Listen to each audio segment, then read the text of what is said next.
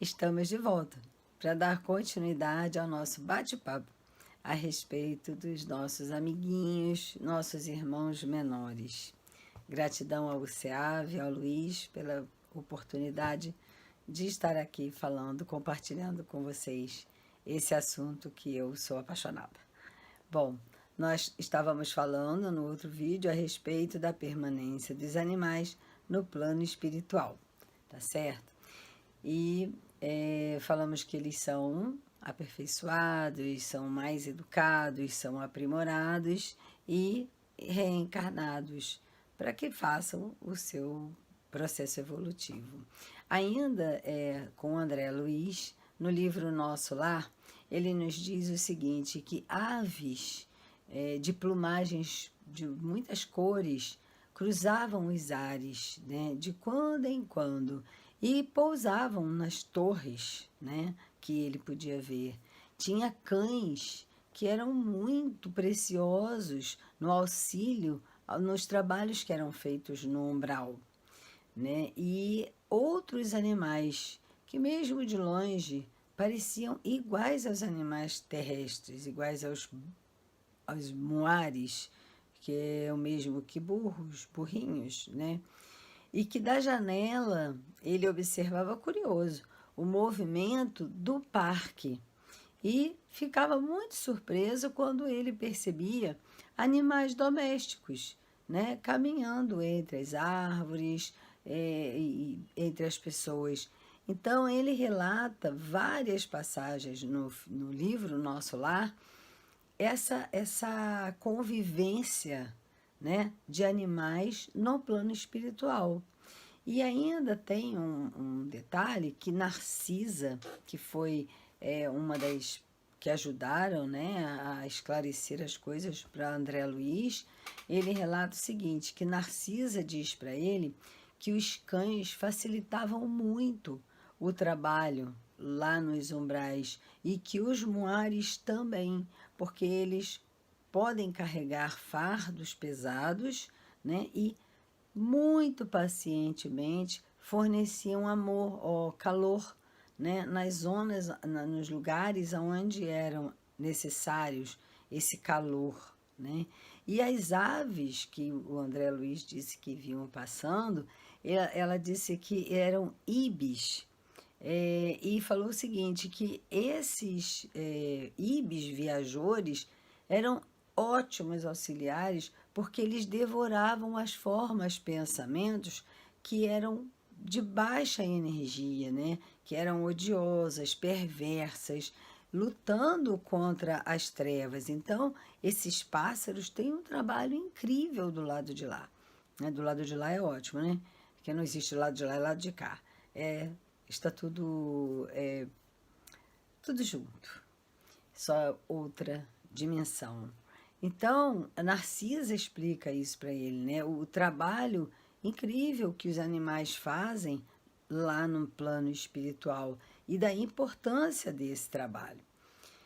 E aí, a respeito da reencarnação desses animais, Kardec pergunta se esses animais estão sujeitos à lei do progresso. E aí os espíritos dizem que sim, que nos mundos mais adiantados, ou seja, nos mundos onde os seres que habitam esses mundos são mais adiantados, os animais são também. Então, aí a gente compreende que essa permanência dos animais no plano espiritual serve para que eles sejam melhorados, sejam aprimorados, aprendam novas coisas e muitas vezes voltem para a Terra, mas às vezes eles também podem ir para outro planeta, né? Porque eu acredito, né, até pela própria literatura, que chega num ponto em que o animal ele alcançou um nível de aperfeiçoamento tanto que ele vai começar o seu processo de hominização. E isso não acontece aqui na Terra. Então ele precisa estar em outro lugar. E dentro da Revista Espírita, de março de 1860, o Kardec pergunta se um animal podia se aperfeiçoar tanto a ponto de se tornar um espírito humano. E os espíritos dizem que sim, que ele pode, mas depois de passar por muitas existências, por muitas vidas como animal, seja no nosso planeta ou em outros.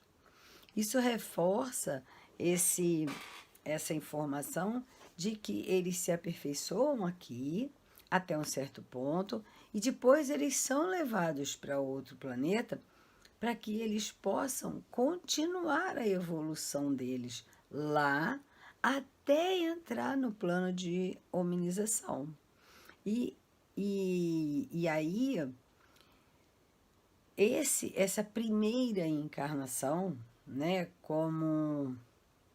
já como ser humano, vamos dizer assim, em geral não é aqui na Terra, né? Isso também consta na literatura.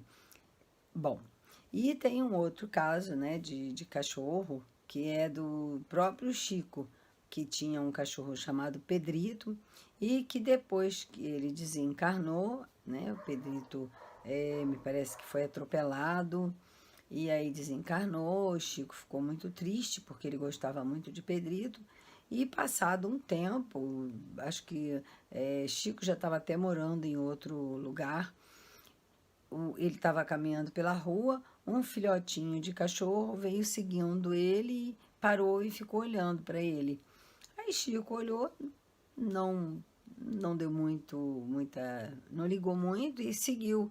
E Emmanuel virou para ele e falou: Chico, você não está vendo o cachorro? E ele: tô. Ele disse: então, esse aí é o Pedrito, é para você levar, ele voltou para você. E daí Chico vai, pega o cachorrinho e colocou o nome dele de Brinquinho. Então, você vê que, assim, além deles sobreviverem à morte física, além deles estarem no plano espiritual, ainda existe a possibilidade de eles voltarem para nós, né? Voltarem, dependendo do tipo de relacionamento, do tipo de laço que foi criado, ainda existe essa possibilidade, né? De nós encontrarmos, né, com nossos amiguinhos que já desencarnaram num novo corpo, uma nova oportunidade. Bom,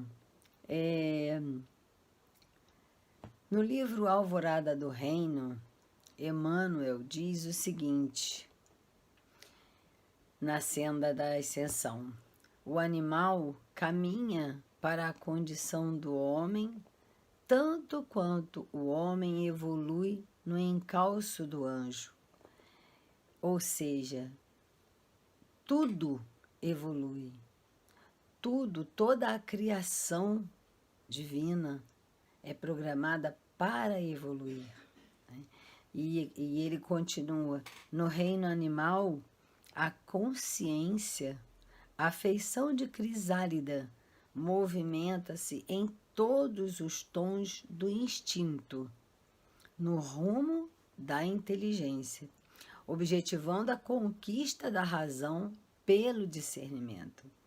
Então, é muito claro esse texto, quando diz que o animal vem lá do mineral, passa pelo o princípio inteligente, passa pelo reino mineral, depois passa pelo reino vegetal, depois vem para o reino animal e vai evoluindo. E a consciência desse princípio inteligente, a feição de crisálida, ou seja, aquela pupa da borboleta, né, que abriga dentro dela um ser que vai se manifestar muito melhor, muito mais bonito, muito mais transformado do que quando entrou naquele casulo, né? Então, Emmanuel deixa muito claro isso, né?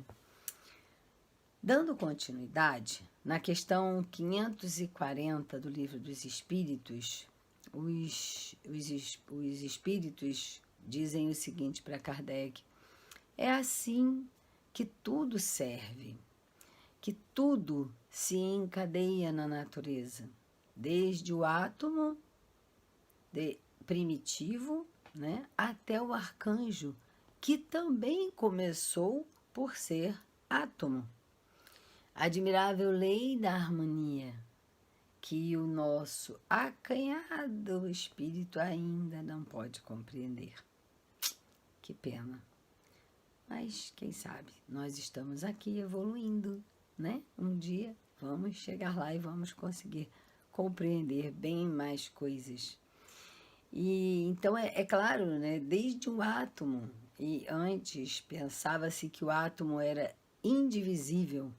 Hoje já se sabe que não é isso, que o átomo é composto de prótons, nêutrons, elétrons, e que os prótons, nêutrons são compostos de mais outras coisas, que são compostas de mais outras coisas, e aí o olho humano não alcança, né? Além nesse mundo subatômico. Olha só como é que nós começamos. E o átomo em si, né, é um elemento químico, né, um elemento da natureza que se aglomera e vai formando uma molécula que vai se aglomerando e vai formando outra coisa e vai formando um tecido e ganha então o fluido vital, essa energia vital, e aí ganha uma vida, né? Passa a ser um ser vivo. Bom, na questão 599 do Livro dos Espíritos, Kardec pergunta: o animal pode escolher a espécie animal em que ele queira reencarnar? Os espíritos dizem que não, que isso eles ainda não podem fazer, porque eles ainda não têm um livre-arbítrio para fazer essa escolha. Então, veja bem, eles não têm livre-arbítrio para fazer a escolha em que animal ele vai nascer, porque ele ainda não tem aquela consciência de si, né? Mas essa frase não significa que o animal que está aqui entre nós, o animal que está encarnado, principalmente os ditos superiores, cão, gato, golfinho, não significa que eles não tenham um nível de livre-arbítrio, porque eles já fazem escolhas, como a gente já viu para trás em outras questões que nós já passamos. Eles fazem escolhas, né? Então eles associam inteligência com instinto e fazem escolhas, né? E os animais assim vão reencarnando para poder fazer a sua jornada, só não pode escolher porque ainda não tem uma consciência, né, a respeito de si. Bom, com relação ao pensamento dos animais, né, no livro Mecanismos da Mediunidade, de André Luiz e Valdo Vieira, Psicografia de Chico e Valdo, no capítulo 4, a gente encontra sobre o pensamento das criaturas. E aí o que é dito, o que é nos ensinado pelos espíritos é o seguinte, que da matéria mental dos seres é que o plano espiritual estuda o pensamento. Então, veja bem, é da matéria mental que eles estudam o fluxo energético, né? Eles estudam o pensamento, o fluxo de energia do pensamento, do campo espiritual de cada ser. E diversos tipos de onda pelas quais esses pensamentos se exprimem. Então, quando nós pensamos, nós emitimos ondas. Essas ondas interferem no ambiente, elas interagem no ambiente, interagem com pessoas. A gente sente essa energia perto de determinadas pessoas.